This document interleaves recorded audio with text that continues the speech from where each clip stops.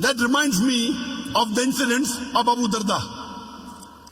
Once there was a Jew, and there was a new Muslim.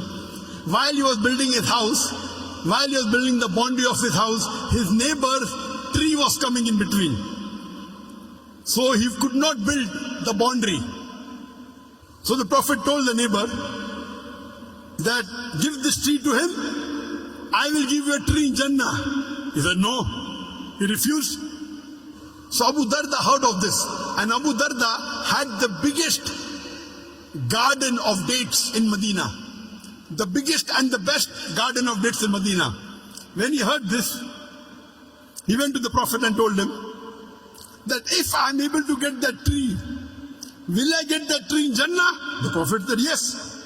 Getting a tree in Jannah means Abu Darda will also go to Jannah. So Abu Darda goes to that man. He said, do you know who I am? He said, no. He said, I am Abu Darda. Ah, of course I know you.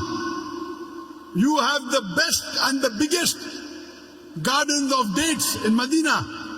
He tells that person, if you give this tree to me, I will give you in exchange my complete garden. The man was shocked. Is he crazy? For my one tree, the complete garden, the biggest in Medina. He willingly agrees. Abu Darda comes back to the farm and tells his wife, today I have struck a very good deal. What is it? He said, I sold my complete garden for a tree in Jannah.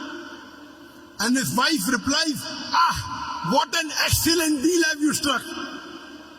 Today a wife will say, you're a fool. You should have given 10% of the garden. Why did you give full? Someone will say, you're a fool. Why did you give a full garden? You should have given half. But Abu Darda's wife says, what a good deal you have done. You have sold the full garden for a tree in Jannah. And after that, Abu Darda and his wife lived in poverty till they died. But they were promised paradise. These are the examples of the Sahabas. When we look at them, we are nothing. We feel ashamed. What are we doing? You see the lifestyle of the Prophet and the Sahabas and the Khulafa Rashidin. They put us to shame. And we are afraid to open our mouth. We are afraid to do dawah. Allah says in the Quran, in Surah Baqarah chapter number 2, verse number 120, the Jews and the Christians, they will never be satisfied until you follow their way of religion, until you follow their brand of religion. Allah is saying in Surah Baqarah chapter 2, verse number 120, you know, we try and impress the Westerners, our non-Muslims. Okay, fine, you know, try to make them happy. Allah says, the Jews and the Christians, they will never be satisfied unless you become a Jew or a Christian.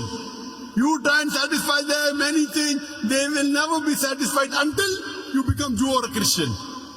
Allah says in Surah Baqarah chapter number 2, verse 111, and they say that you Muslims, you shall never enter Jannah unless you become a Jew or a Christian. You Muslims with all your piety, with all your salah, with the mark on your forehead, with your psalm, with your fasting, with your hajj, you shall never enter Jannah unless you become a Jew or a Christian. Allah continues and Allah replies, Tilka amaniyuhum. This is the wishful thinking. Bakwas hai bakwas, vain desires. Tilka amaniyuhum. Qul hatu buranakum in kuntum sadiqin. Produce your proof, but if you're truthful. Allah says that when anyone makes tall claims that only we will go to paradise, Allah says, Qul hatu buranakum. This is your wishful thinking, your vain desires. Bakwas hai bakwas. Qul, tell them, hatu buranakum. Produce your proof. In kuntum sadiqin, but if you're truthful. And these Christians, they have produced their Burhan, their holy Bible, in no less than 2,000 different languages of the world. My Bible says this, my Bible says that. My Bible says this, my Bible says that. Christian missionaries throughout the world, they are knocking at the doors of the Muslims. They are knocking at our doors and saying, my Bible says this, my Bible says that. Allah says, Qul hatu burhanakum, produce your proof. They have produced their proof. They have produced their proof, the Bible, in no less than 2,000 different languages of the world. And they go on knocking at the doors of the Muslims. My Bible says this, my Bible says that. My Bible says this, my Bible says that. What do we have to do? Do we have to follow hook, line and sinker? When anyone shows you the proof, what do? You check the proof. When someone shows you the identity card, you check whether it is correct or not. So they are showing you the proof, the Bible. What are we doing? Are we checking the Bible?